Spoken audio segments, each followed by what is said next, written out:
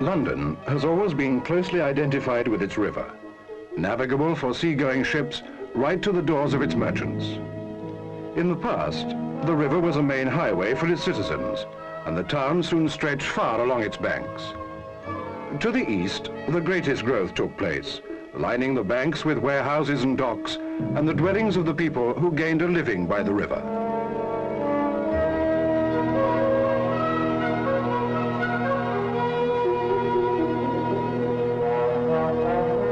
London and its port have grown together. Now, with a population of 8 millions, it has spread in all directions, absorbing towns and villages into what is today Greater London. To seaward of this great capital, the Thames curves northwards for a while at Galleon's Reach, with Greater London's last remaining undeveloped land on its south bank.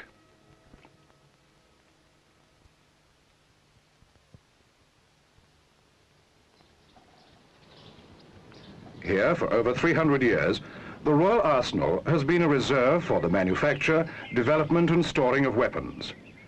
Today, hidden among the trees, are the derelict factories where munitions were once made.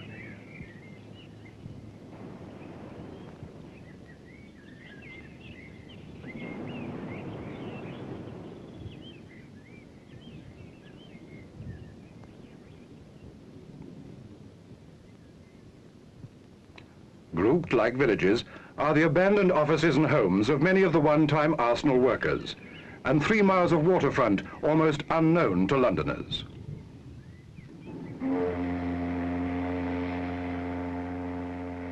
When 1,000 acres of this area were released from their historic use, the Greater London Council, the biggest local authority in the world, took up the challenge and the chance to plan a new community for 60,000 Londoners, and started work with the 2 London Borough Councils. Below Abbey Wood and the remains of Lesners Abbey, the land was flat, open to the river's winds and very marshy in places. The GLC team wanted to shape these marshes into attractive canals and lakes for sailing. The existing water spaces were quite beautiful, and the aim was to integrate them into the landscaping scheme.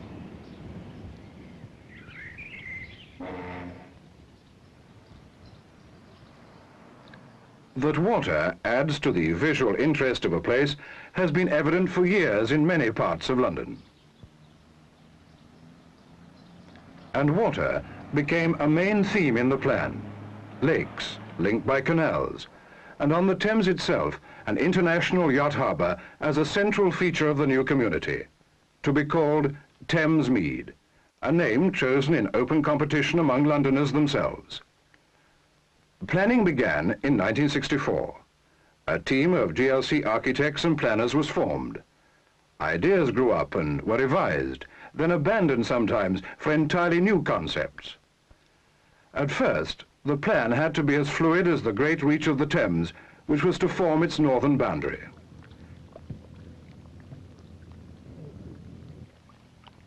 Here is how the GLC team began to see Thamesmead, looking ahead into the 21st century and making the most of the opportunities the wide river offers.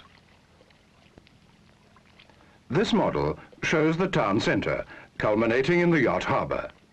The colours indicate to the planners the different uses of the buildings. Tall buildings are closely identified with the harbour to give as many people as possible the advantage of views of the marina and river. They also help in creating a balance between Thamesmead and the industrial building on the north bank.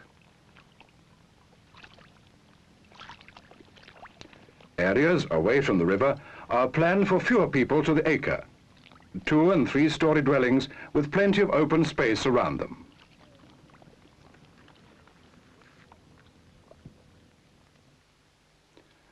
To rely on existing communications would obviously have been impracticable, and the development of a main road plan was influenced by several factors. The proposed Sea Ring, a new motorway to link Thamesmead with the GLC's Greater London motorway system and the national trunk roads.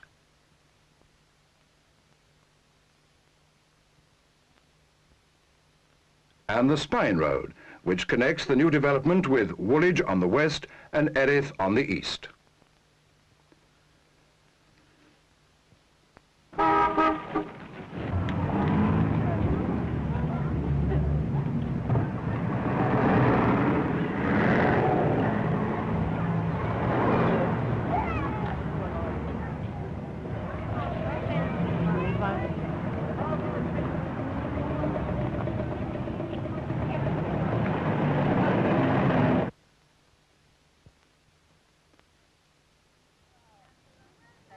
But new roads are not going to result in this sort of chaos.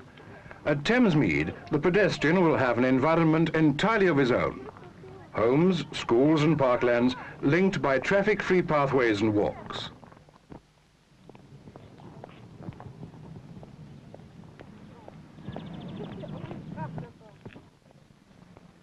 Walkways above the level of the roads will bridge traffic routes and link the whole area of Thamesmead to the town centre.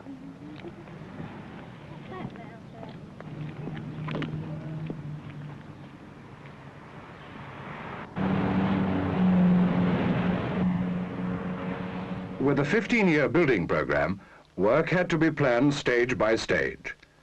By 1966, agreement to the immediate development of the eastern end of the site was reached.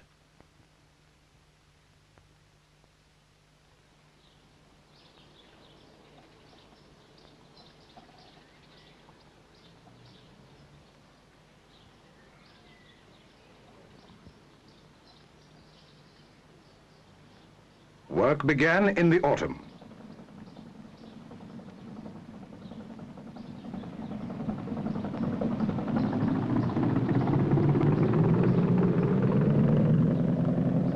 Great attention is being given to landscaping. As the ground is prepared and the foundations and canals are dug, the landscape is being moulded to relieve its natural flatness.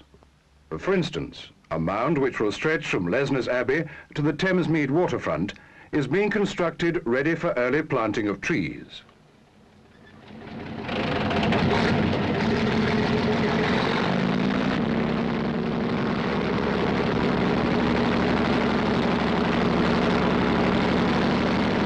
The site is already being enhanced. Lawns are laid and trees planted even before the houses are built.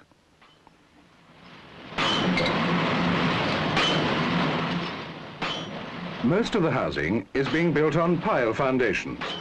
These piles are driven into the ground to an average of 25 feet.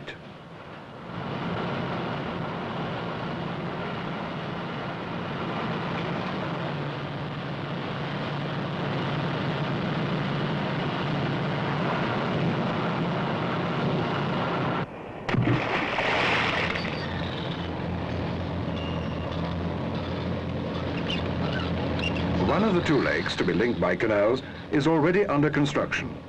This lake, with the sailing facilities it will offer, will provide a decorative area of water covering some 30 acres, possibly more. It's also a factor in the preparation of the site, because with the canals, it's an important part of a highly organized land drainage system.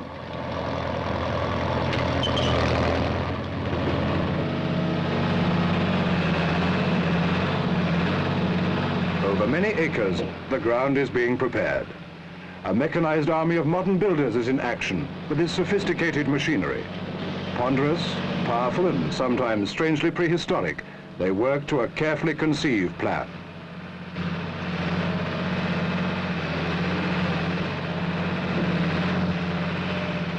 One of the first buildings to go up was a factory to manufacture prefabricated units for the multi-story blocks. By the end of 1967, the conventional housing could be seen growing above the surface of the ground.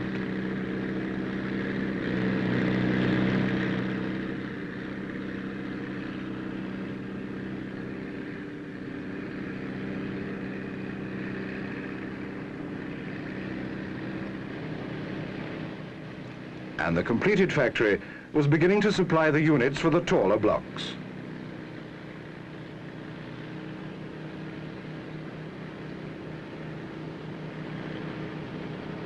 These units are carried in specially designed trucks to the waiting cranes.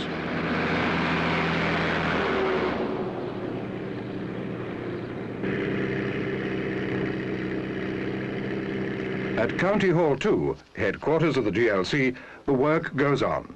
Discussion, research, consultation at all levels, revisions, adjustments, improvements to plans and models. A Thamesmead committee of members of the GLC and the borough councils was specially set up. 15 years of building work had to be planned, and the needs of a community demanding what will be considered the best in years to come have to be assessed now.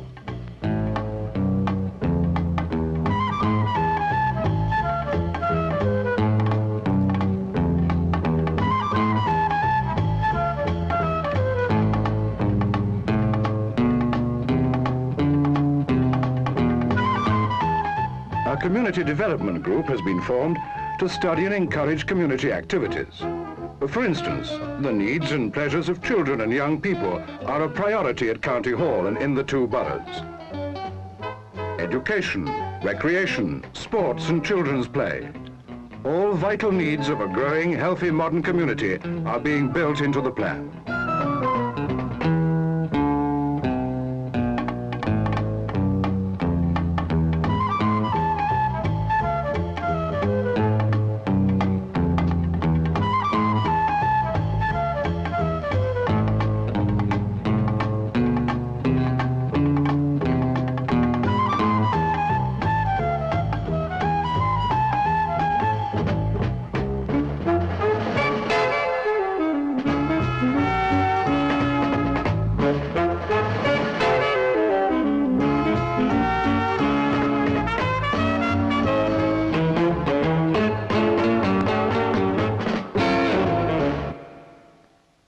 The advantages of having local shops near schools, as well as in the central shopping areas, are also being fully realized.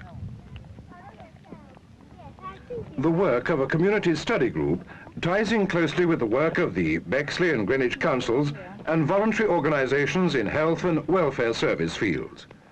A health centre has been designed, and a medical research team is studying means of giving Thamesmead what may be Britain's most advanced health service organisation and facilities. The spiritual needs of a future community are being given special consideration in the light of a new unity in the religious world. Many denominations have come together to seek ways of providing an ecumenical centre which will be entirely new and forward-looking, both physically and spiritually. There'll also be provision for those who follow other traditional faiths. Employment will be provided. Local industrial estates and offices in the central area. Provision is being made for a great variety of houses and flats with equally varied arrangements for buying or renting. Opportunities for private enterprise in housing, in the development of the central area and the industrial estates are drawn into this tremendous concept.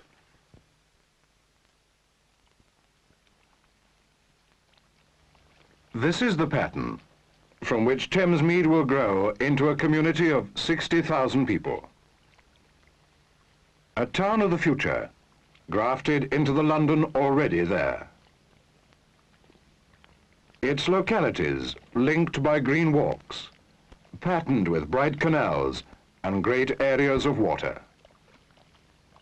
The needs of the motorist and pedestrian sensibly met. A community with its own identity has been born, but a community that is a lively part of London, growing from the river, the changing Thames.